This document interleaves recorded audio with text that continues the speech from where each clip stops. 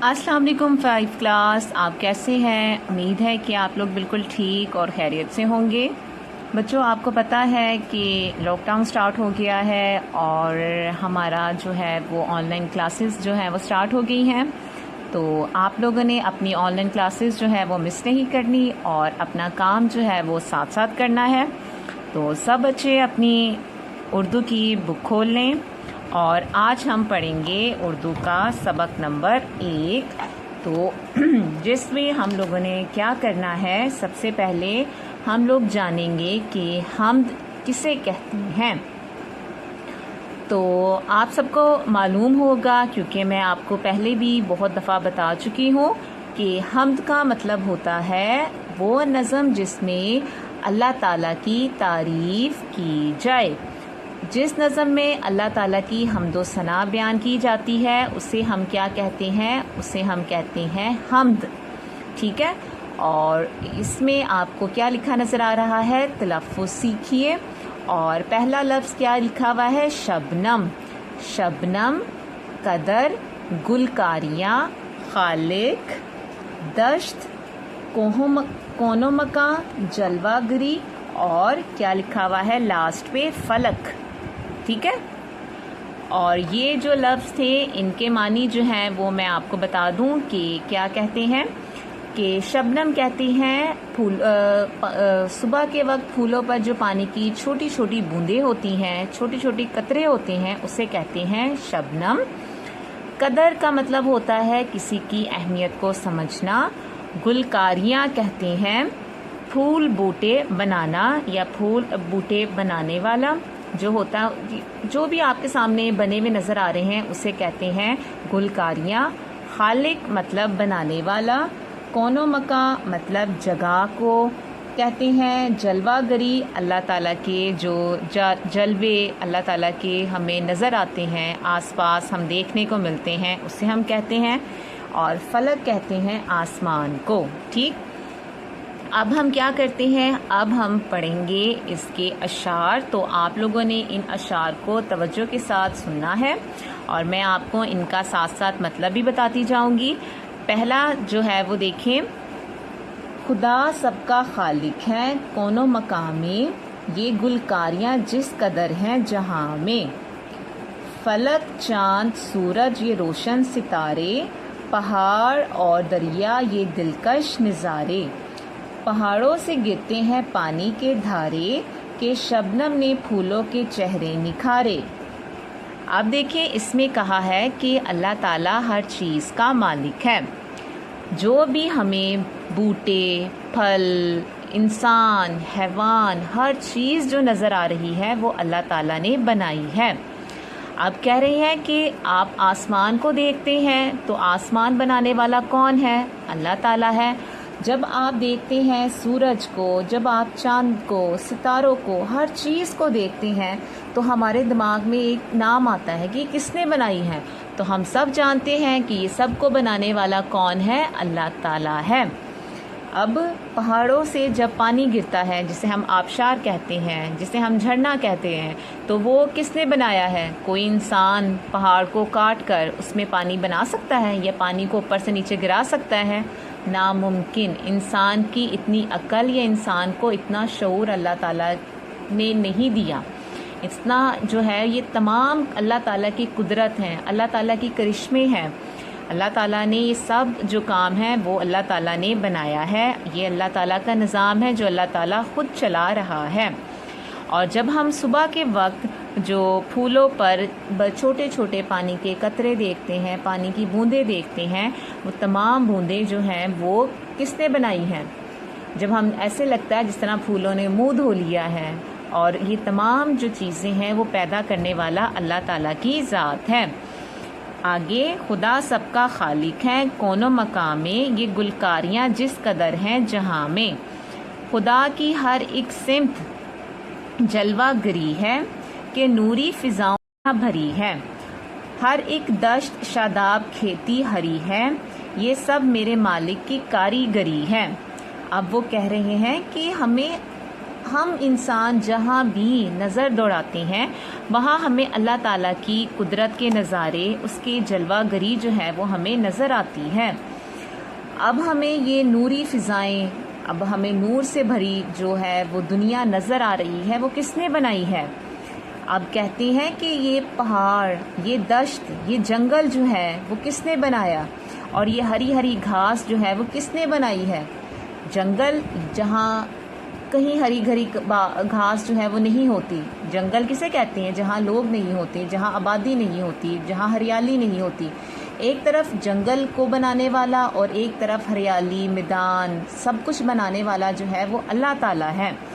یہ سب جو ہیں چیزیں اللہ تعالیٰ کی کاریگری ہے۔ یہ ایک کاریگر ہے جو بنانے والی ذات ہے، جو سب کچھ جو ہے وہ صرف اور صرف اللہ ہے۔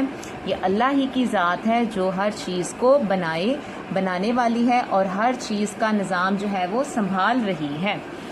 اب دیکھیں آخری والا جو ہے وہ شعر ہم دیکھیں گے کہ خدا سب کا خالق ہے کون و مکان میں، یہ گلکاریاں جس قدر ہیں جہاں میں، زمین کا ہر ایک ذرہ چمکا ہوا ہے، وہ دیکھو کہ سورج بھی نکلا ہوا ہے، جدھر دیکھیے نور پھیلا ہوا ہے، خدا ساری دنیا میں چھایا ہوا ہے۔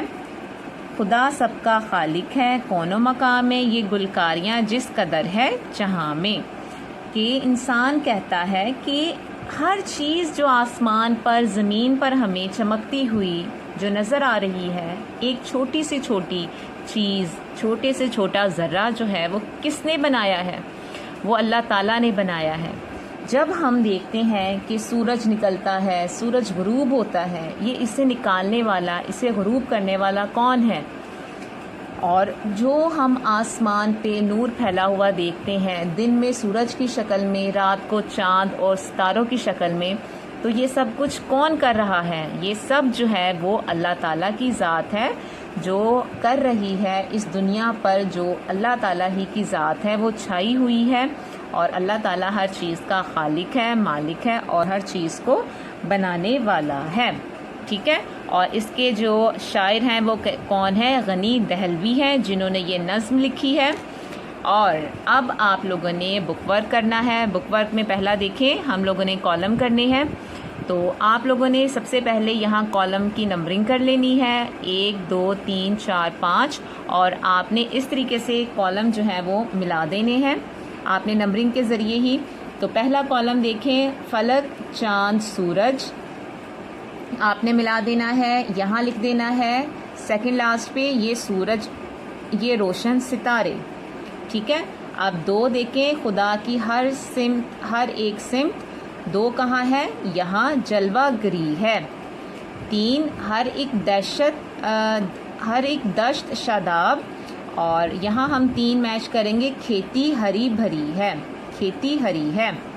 اور یہاں زمین کا ہر ایک ذرہ چمکا ہوا ہے، اور خدا سب کا خالق اور ہے کون و مکان میں۔ ٹھیک ہے، آپ دیکھ لیں اس طریقے سے آپ لوگوں نے اپنا کالم جو ہے وہ کمپلیٹ کرنا ہے۔ اب یہاں بچوں آپ نے کیا کرنا ہے، نظم کے مطابق درست الفاظ لکھ کر جو ہے وہ مصرے جو تھے وہ مکمل کرنے ہیں۔ میں نے آپ کے سامنے لکھ لیے ہیں، آپ لوگوں نے بھی لکھ لینے ہیں۔ پہاڑوں سے گرتے ہیں ڈیش کے دھارے پانی، یہ سب میرے ڈیش کی کاریگری ہے مالک، کہ نوری ڈیش سے دنیا بھری ہے فضاؤں، جدھر دیکھیے نور ڈیش ہوا ہے، پھیلا ہوا ہے، وہ دیکھو کہ ڈیش بھی نکلا ہوا ہے سورج، اور کیا ہے لاسٹ کے ڈیش نے پھولوں کے چہرے نکھارے شبنم۔ ٹھیک ہے، تو یہ ہو گیا اپنا یہ والا جو آپ کا سوال ہے وہ بھی مکمل۔ اور اب دیکھیں سوال نمبر 6، جس میں ہم نے کیا کرنا ہے، لفظوں کا کھیل۔ آپ نے کیا کرنا ہے کہ دیے ہوئے الفاظ کے حروف الگ الگ کر کے لکھیں، اور آخری حرف سے اللہ تعالیٰ کی بنائی ہوئی کوئی 2 چیزوں کے نام بتانے ہیں، یہ لکھنے ہیں۔ تو یہ آپ کے سامنے لفظ لکھا ہوا ہے، الفاظ ہیں۔ پہلا لفظ کیا ہے؟ فلک، تو فے لام کاف آپ نے یہاں حروف الگ کرنے ہیں اور لاسٹ والے لفظ سے کاف سے آپ نے 2 نام جو ہیں وہ لکھ دینے ہیں. میں نے لکھا ہے کبوتر اور کوا. اب حمد کا جو ہم نے یہاں حروف الگ کر کے لکھ دیے ہیں میم دال، اور دال سے ہم نے 2 نام بنائے ہیں درخت اور دریا. سمت سین میم تے، تے سے بنا تتلی اور تے سے بنا تربوز. شجر شین جیم رے، ریت اور رنگ. شبنم شین بے نون میم، میم سے بنا مٹی اور بنا کیا مچھلی. دیکھ لیں آپ لوگوں نے اس طریقے سے ہی لکھنا ہے. اور اس کے بعد آپ لوگ نیکسٹ پیج پہ ہم آ جاتے ہیں جس میں ہم لوگوں نے کیا سیکھنا ہے، ختمہ اور ہم لوگوں نے سکتہ سیکھنا ہے. ٹھیک ہے. ختمہ کا مطلب ہوتا ہے جب ہمارا کوئی بھی بات ہم کر رہے ہوتے ہیں وہ مکمل ہو جاتی ہے، پورا جملہ بن جاتا ہے، تو ہم اس کے آخر میں یہ چھوٹی سی ڈیش لگاتے ہیں، اسے ہم کیا کہتے ہیں، ختمہ. آپ دیکھیں پہلا آپ کے سامنے لکھا ہوا ہے اللہ تعالی ہمارا خالق ہے. یہ بات مکمل ہوگی، پورا جملہ بن گیا، تو ہم لاسٹ پہ کیا لگائیں گے، یہ ختمے کا نشان لگائیں گے. ہم اس کی مخلوق ہیں. اور اسی طرح ہی ہم یہاں کیا لگاتے ہیں ختمہ. ٹھیک ہے. اور اب دیکھیں یہ آپ کے سامنے اور بھی مثالیں دی ہوئی ہیں. اور اب ہم لوگوں نے سکتے کو دیکھنا ہے. سکتے کا مطلب ہوتا ہے یہ کوما. ٹھیک ہے، یہ والا کوما ہوتا ہے. سکتے کا مطلب ہوتا ہے کہ جب 2 یا 2 سے زیادہ ایک طرح کے الفاظ ساتھ ساتھ آ جائیں تو انہیں ایک دوسرے سے ہمیں کیا کرنا ہوتا ہے، الگ کرنا ہوتا ہے. جب 2 الفاظ ایک ساتھ لکھ دیے جاتے ہیں جن کا جو پورے لفظ ہوتے ہیں، یہ نہیں کہ اب الفاظ چل رہی ہو کا کے ساتھ ہم جو ہے وہ ہم لوگوں نے کوما نہیں لگانا، سکتہ نہیں لگانا، بلکہ آپ کے سامنے جس طریقے سے آپ یہ مثال دیکھیں، نیک آدمی غریبوں، محتاجوں، مفلسوں اور مسکینوں کی مدد کرتا تھا. تو یہ دیکھیں نیک آدمی، غریبوں، اب غریبوں کے بعد ہم کیا لگائیں گے، سکتہ. محتاجوں کے بعد کیا لگائیں گے، سکتہ. مفلسوں کے بعد نہیں لگائیں گے کیونکہ آگے اور لکھ دیا ہے. اور سے پہلے جتنے بھی لفظ آئیں گے ہم نے ان کے آگے لگا دینا ہے سکتہ. اور اس کے بعد یہاں لاسٹ پر ختمہ لگا ہوگا یا آپ لگائیں گے. اس طرح جملہ جو ہے وہ مکمل ہو جائے گا. اس کے علاقے کے بچے، جوان اور بوڑھے سب اس کی عزت کرتے تھے. اب یہ دیکھیں کیا ہے، بچے کے بعد ہم لوگوں نے کیا لگانا ہے، کوما، یہ جسے ہم کیا کہتے ہیں، سکتہ لگائیں گے. تو اس طرح سے جو ہے وہ ہم لوگوں کو پتہ چل جائے گا کہ جب 2 یا 2 سے زیادہ الفاظ آ رہے ہوتے ہیں تو ہم لوگوں نے ان کو جو ہے وہ گیپ دینا ہوتا ہے. تو ہم کس کی علامت استعمال کرتے ہیں، سکتے کی. تو آپ لوگوں نے نیکسٹ پیج پہ دیکھنا ہے. یہ دیکھیں آپ کے سامنے اوپر آپ کو نظر آ رہے ہوں گے. یہاں آپ لوگوں کو جو ہے وہ 1 2 3 4 جو ہیں وہ جملے دیے ہوئے ہیں. آپ لوگوں نے جو ہے وہ یہاں دوبارہ لکھنے ہیں. اور یہاں آپ لوگوں نے کیا کرنا ہے، الفاظ جب پورے ہوں گے، جو لفظ پورا ہوگا تو اس کو ہم لوگوں نے سکتے کے ذریعے جو ہے وہ ان کے درمیان میں گیپ ڈالنا ہے.